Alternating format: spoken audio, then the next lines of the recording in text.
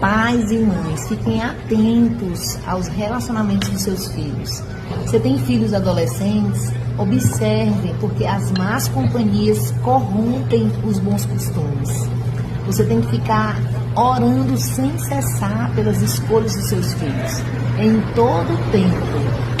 Apesar de você orar sem cessar, e apesar de você, mãe, pai, aconselhar o seu filho no caminho que ele deve andar, as companhias, a opção de namoro, de casar, às vezes eles ainda fazem errado, porque quer errar, entendeu? Não, eu vou aqui porque, na verdade, a pessoa quer quebrar a cara.